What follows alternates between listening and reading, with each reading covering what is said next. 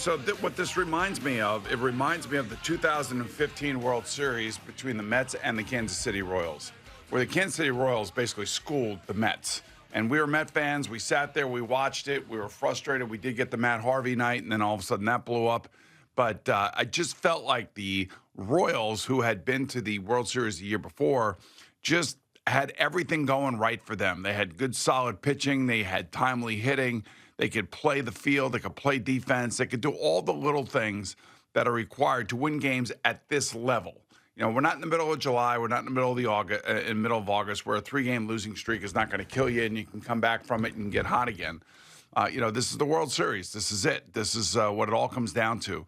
And even though I was saying it tongue in cheek, there was something to be said about the Yankees getting here through a cakewalk, because those teams that they played, Kansas City and Cleveland, are not the Dodgers. The Dodgers are, and we saw it as Met fans, the Dodgers are a really well put together team. They do a lot of little things right. They know how to run the bases. I mean, I could start off in a million different directions this morning. I could start off with the starting pitching. We could talk about Aaron Judge. We could talk about 11 strikeouts. We can talk about Luis Rojas sending a guy who they've told all year long, don't run. Don't run. Whatever you do, don't run. That's going to hurt you. And we're gonna ask him to go from second to home on a ball that's hit to left field. I mean, that to me, that's just a reflection of what this series is all about. Yeah. So bad decisions, bad ideas, bad plays in the field. So when I watched this live, I was like, why are you sending him? He's lumbering. He can't move, the whole thing. And then I look back and I'm like, man, it did take a great throw. He had gotten to second base on the double, and he looked spry. The Yankees can't drive anybody in. By the way, he almost got thrown out at second base. Yeah, but he almost whatever. So with horseshoes and hand grenades, right? So he almost scored on that thing too. So I mean, I didn't have a problem him being sent in that situation after I thought about it. I did 100%. The moment that it happened, I'm like, because the Yankees get a lot of big hits, right? So let's leave a guy on third base with 2 outs. Saying, you just don't want to make an out at home, and especially when you're in the middle. You also don't want to leave a guy at third base with 2 outs. I mean, look, this is what's going on with the Yankees. They have their slowest guy standing on second base, and he gets thrown out at home. And I just got done telling you that I felt like this was the Royals versus the Mets back in 2015. They're making the defensive plays. The Yankees have not made the defensive plays. The Yankees are striking out. The Dodgers aren't striking out. The Dodgers have gotten strong starting pitching. The Yankees in the last two games have gotten very little from their starting pitching. Too many walks. Too many starting innings with men on base for the Dodgers. And this is all and you can see Shohei Ohtani's not right. You can see it. We can all see it. I mean, just standing up there, he could barely swing the bat, and what's his name, Clark Schmidt, walks him on the first, at bat of the game. What are you doing? Make him hit it. That's exactly what I said. I was like, guys, last time we saw this guy, his shoulder was popped out of the socket, so let's not throw him a strike. Exactly. So I mean, all of these little things add up to where the Yankees are right now. And I hate to say it, but I'm going to go back to Game 1, and it comes down to one pitch, and it changed the whole series. I don't know if the Yankees can get out of this. I really don't. I don't have the confidence that they can. I picked them to win in 7, and now it looks like they're getting steamrolled. Maybe they win tonight. Maybe that's the case. And by the way, tonight, I guess there was a chance that Garrett Cole would pitch. He's not going to pitch. Yeah, which is another. I'm confused, and maybe there's something that they're not telling us. But analytics have taken over the game. We know that. The Dodgers do it well. The Dodgers also have as much talent as anybody in baseball. So I don't know if it's great analytics or great talent or a combination of both, whatever. But there's just certain guys that I just always, and I said the same thing yesterday about him coming out of the game. There's just certain guys that at this point in the season, I'm expecting Garrett Cole to just go for it, completely. This is why I'm here. This is why I'm making all this money. This is why I have the pinstripes on. Okay, we're down 3-0, but hell, we're not going to go down with me on the mound. Give me the ball. Yeah, well, the one thing I will say is that the Yankees are probably looking at the Dodgers going, okay, they got a bullpen game. So maybe we do have a little bit of although I will say the last 2 starting pitchers, Rodon and Schmidt, gave him nothing.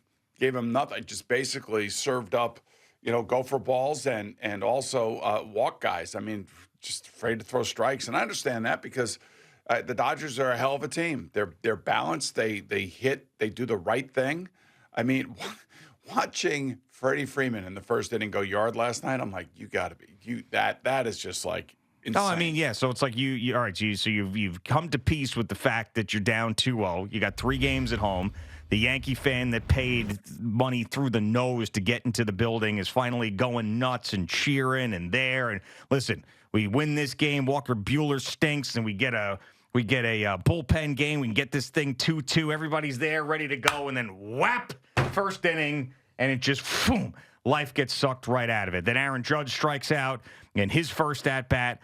I mean, he missed that ball by 3 feet. Yeah, I mean, that was a 3-2 pitch too. I mean, he missed that ball. I don't 3 feet. That's a little extreme, but maybe by 5 or 6 inches. I mean, they're not like they have run into better teams every single time that they've been eliminated in the postseason in the Aaron Judge era from 2017 on. They've never had a series where they were the better team and lost, and we see that a lot. Like, for example, like the Phillies, I believe the Phillies were the better team for the entire year, but the Mets went in there and beat them. Like, they're thinking, like, crap, we should have won this series. Like, we were here, we were in the playoffs, everything else. They were the better team. The Mets were hot, more hot. They were able to win that series. What happens with the Yankees in the postseason is they run into these teams that are more complete, whose stars perform. So the Yankees I shouldn't say that. Soto's been pretty good. Stan's been good. But Judge is a 0. And this Yankee team cannot beat a good team with Judge being a 0. So think about this. For 3 games, think about starting pitching and defense first. Who has won that battle? Starting pitching and defense is obviously the Dodgers. All right. So that has nothing to do really with I'm not even talking about offense because obviously we know what's going on with the Yankee offense. It's flat, it's dead. But they had a chance to win Game 1, and one decision to bring Nestor Cortez in an impossible situation for him, to me, is the decision that is ultimately going to end up losing the Yankees this World Series. I'm sorry, it's a momentum. They weren't going to win this series anyway. I mean, they could have won that game and extended it. It's a momentum game. That was a momentum shifter right there. And then Freddie Freeman has been a monster that I don't think anybody expected, especially coming off of the ankle. Remember, They were talking to him after they beat the Mets. Are you going to be playing in the World Series? Are you going to be playing? You have 4 days off. Are you going to be playing? Are you going to be playing? How's the ankle? Ankle okay? You going to be all right? Well, he got healthy. I guess what? He's like, hey, I just had 4 days off. Yeah, he got healthy. Dumbasses, why are you asking me this question? Of course I'm playing. Right. I mean, and I mean, Freddie Freeman's numbers in the World Series are insane. So I don't know if we could say that nobody expected it, because if he did get healthy, this is what he does. I mean, he hits home runs in World Series games. It's insane. And he's going to be the World Series MVP. So I mean, it's starting Game 1, bad defense. Game 2, bad defense. Obviously, lack of timely hitting, not manufacturing runs, bad starting pitching. Aaron Boone in Game 1 taking Garrett Cole out of the game, and Garrett Cole not fighting to stay in the game. Aaron Boone bringing out Nestor Cortez after he hasn't pitched in 6.5 weeks in an impossible situation. It's all right there. We all see it. Right. I know, but all these things that you're talking about, the Yankees were a part of the Yankees season. Bad base running. Nestor Cortez coming out of the bullpen. Well, that wasn't. But suspect defense. But when you have an MVP in the middle of the lineup, not doing his job, I know. It masks all that in a regular season. And by the way, you don't think about that stuff. You're winning games. But now, it's a big problem. Hey, listen, the bottom of the lineup's not doing anything either until the bottom of the 9th inning. And we got a bat flip down 4-2. Wow. I mean, talk about, just not paying attention and not realizing the moment. The whole thing got off to a bad start last night. The whole thing. I mean, what was the opening? What the hell was that? I was so confused watching this. So I ended up meeting some friends at the Great Portly Villager to watch both the games at the same time. You're locked in. I love that. So I walk in, and I had left the house right around when that Fat Joe thing started. So I didn't see it on my TV, right? So so I'm pulling up to the Portly Villager, and I walk in, and the door is open, so I could hear like the music coming out, and like I'd never heard rap music playing out of the Portland Villager. Like I just had never heard. So I'm like, is somebody blasting rap? Like what's going on? The Yankees and the Giants around? Like what is this? And I walked in and I looked up at the TV and I couldn't take my eyes off it because it was just so mesmerizingly horrible. And I don't dislike Fat Joe. He's had a nice career as a New York guy, as a New York sports fan, and like good for him. And I don't want. It was so long and so out of place. And I know that they're trying to recreate the Ice Cube thing, whatever. It didn't end. And he's stomping all over the mound. He throws the mic down and drops the mic on the field. I was like, what is this? I mean, and I was honestly in awe, like with my mouth open, like what? Of all the crazy things that we had seen this year, from Grimace to Hawk Tua to the Temptations to whatever, like this went on for like 5 minutes. It was unbelievable. And it felt like 45 minutes. I felt bad for him because he should have never been in that spot. I felt bad for him. And the reason I felt bad for him was because, you know, there are probably some people who appreciated it when they were there. But I got to think that you go there to see a baseball game, not a 5-minute concert before the game. I said the same thing about the Temptations. It's just, like, I don't know what these teams are doing. I mean, this is the World Series. This is your team. Your fans are there. They're revved up for the game. They don't need any artificial, like, motivation. So I was at the game 5. I flipped it over to the Giant game, right at that, like, it started, and I thought he was going to come out and say a few things, and then he just kept going and going and going. I just flipped it over to the Giant game. Did they show the Temptations on TV? Because I was at the game. I don't remember. Were you watching that? On that Friday night? I did not see that. No, nor I. All right, so I don't. So that would be like the difference is like this I don't know what Major League Baseball was trying to accomplish, and I felt like that was just a bad spot for Fat Joe, and the whole thing just kind of got flat. It's like, whoa. Yeah, but it's another one of those things. Like it definitely is magnified after a performance like that, because if the Yankees won, you'd forgotten about it and be like, man, that Fat Joe thing really was kind of weird. But hey, who cares? It's 2-1. But like, it was the same thing that when the Hawk Tua threw out the first pitch, the Mets had a miserable loss that day. And everybody's like, oh, God, it's only the Mets can have this. Yeah, Hawk I mean, I'm Tua. not blaming a loss on Fat Joe. No. Like, I don't know what. I'm not either. What I'm saying is that it magnifies it when you lose the game.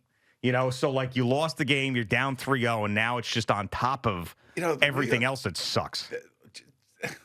I don't know. I guess I have to explain this again. There are certain teams. The Rangers are one of those teams. The Yankees are one of those teams. And I guess I would even classify the Giants as the traditional, long-standing bearer of excellence within their sport teams.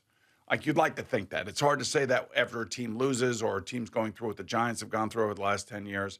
The Rangers still haven't won the Cup since 1994. But they've been around, like original teams, original six, original football team, original baseball team. Like, this is like, there's history here. You don't mess with history. You promote history. You know, that's what George Steinbrenner did. He locked into the history of the Yankees and created a 90s team that was one for the ages, for sure, and always was built on the history, on Monument Park, on Yankee Stadium. Like, the whole thing was all about yesteryear and living up to those great teams that the Yankees had. You understand what I'm saying? Yeah. That's why, like, the Rangers are an original six team, and they promote that. They believe in the history and the tradition, and the fan base, including myself, wants to pass it down to their kids. And they want to raise their kids as Ranger fans. And the grandkids become Ranger fans. Not all the grandkids, but most of the grandkids, or half the grandkids, let's put it that way. But the point being is that, like, the Yankees don't need all that stuff. The Yankees are the Yankees. I mean, I can't say that. I can't say that any more in praise of what the history of the Yankees is and what it has been, and really what George Steinbrenner did to reinvigorate that feeling around that franchise. Yeah, I mean, it just didn't end. just kept going and going. I mean, I don't understand. How many? I wanted to go back and see how many minutes that was because I swear to God, I thought it was like it felt like it was 25 minutes of Fat I wonder Joe. if FanDuel had an over/under on that one. Oh my God! Like when he went into the second song, I was like, "You're kidding, right? Like you're not doing another song. You can't possibly be doing another song." Yeah, again, I'm not blaming it on him. It was just a bad spot. You know, maybe a minute and a half or something. Maybe you come up with some. I don't know. I don't know what it was. I don't know what it was. And then on top of that, you got the Giants losing in Pittsburgh, and coach calling out the quarterback calling out the team. I mean, it was just an absolute disaster. And then the Knicks lose to the Cavaliers last night. Oh. Yeah, it wasn't a good night.